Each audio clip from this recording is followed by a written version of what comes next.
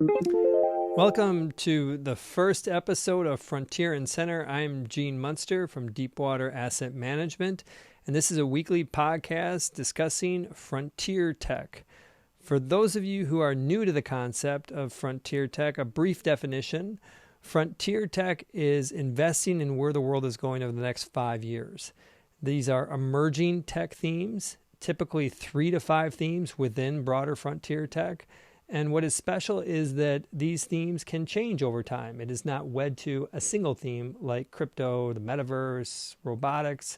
It has opportunity to reweight to where the bigger opportunities are. For example, over the past year, AI has become a bigger part of frontier tech. And so that's what frontier tech is. And as we discuss it, one thing we want to do is measure it. And the best way to measure it is to use the Deepwater Frontier Tech ETF. It's powered by Innovator. The ticker is LOUP. We're going to use that as the way to measure how these companies are doing and really track the performance of how investors are thinking about these emerging trends. And so each week we're going to start with a performance piece and then separately talk about one of the companies within the index. So starting with performance. Year to date, off to a tough start. Down 3%. This is LOUP, down 3%. That compares to the NASDAQ, which is up 0.5%. The reason why it's been under pressure is interest rates have inched higher based on higher CPI numbers, and that has a greater negative impact on emerging companies just because of the way the discount rate works. And so an inch up in interest rates has a more negative impact on how these smaller companies, sub 50 billion in market cap, typically are performing. As far as since inception, which was 2018, LOUP is up 69%, just to give you some broader context there. So that's the performance piece. Let's shift to the company. And our first company we're going to highlight is Nubank. And Nubank is based in Brazil, headquartered in Brazil, and they're a fintech company. And this is riding the wave of just expansion of fintech within Latin America and also just a growing global importance of Latin America within the global economy as some center of gravity is shifting from Asia to Latin America. And the company was founded in 2013, has a $44 billion market cap. In 2020, 2021, it had hyper growth, was growing at 200% plus. And that was a period where its market share has just grown immensely, gone from less than 1% in 2019 to 8% in the region. And through that period, the numbers have been getting harder, the law of large numbers. And so the growth rates have moderated a little bit. Now it's down to 50% growth in 2023 and will likely grow revenue at 35% in 2024. Earnings should grow faster, more like 45% this year.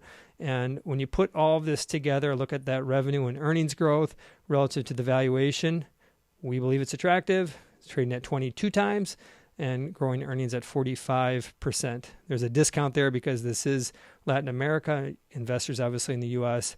generally don't like paying up as much for assets outside of the country. And so you see a little bit of that, but we think that gap is probably not justified. And so that's just the highest level. As far as what's the substance of what's driving this incredible market share gain over the past 4 or 5 years is that they're taking a digital-first approach to banking. This is the first company that's really done that well.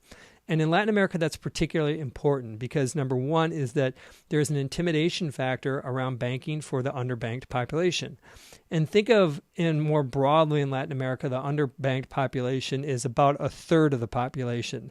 Now compare that to the U.S. where the underbanked is more like 5%. And so you have this larger base of people that just have never been exposed to financial products. And in the case of going digital, it just makes it more accessible. Even the things as basic as setting up an account to be able to do that online versus go through the hassle and some of the what is viewed as intimidation around setting up a bank account and going into a local branch. Not having to do that is a powerful advantage that Nubank has taken advantage of. And separately, they start with banking, but they also extend credit and credit cards as they have the ability to use more technology, more AI in terms of identifying which of those people are most appropriate for credit, and they've done a great job of making those identifications and giving people credit for the first time. It's crazy to look at the numbers. Still, like in Mexico, for example, still almost 90% of transactions are still done in cash. So still largely cash culture here. As far as geographically where this company is doing the best, it's Brazil. About 95% of their customers are in Brazil. That accounts to about 85 million customers in Brazil. About 1 in 2 of the bankable population in the country. There's just over 180 million bankable people in Brazil, about 220 million people in total. So that's their center of gravity. That's been the focus. That's what's really working for them. And they're starting the process of expanding into Mexico and Colombia. And in those two countries, Nubank now has just over 5 million customers. So it's still really small within that. But those two countries specifically have probably the biggest growth opportunity. One, because they're coming off a smaller base, but two, because that underbanked population is greater in those two countries. And so that is an opportunity. And as far as specifically how they're going to continue to drive growth, it's pretty simple. Is to start with a digital first approach, get basic products of banking and credit in the hands, and then start to expand products, including investments, insurance, payroll. In 2023, the company added 40 different products, some of the 20 in different countries, but 40 in total across their platform in terms of new offerings. And so that idea of being first digital, land and expand is the opportunity. And last is one of the most important pieces. One of the beautiful things that we do at Deepwater is we invest in both early stage all the way to some of the biggest companies. And one thing that's true all along is just always it's about the founder, about the leadership and the founding team. In this case, you get a both. You get a founder leader, which I always love to see. David Veliz, he's next level, done a great job, and as part of my excitement and confidence in the story is related to him and his vision, his ability to make good on executing on that vision. So that's Nubank. That's our first episode of Frontier and Center. I'm Gene, and see you next week.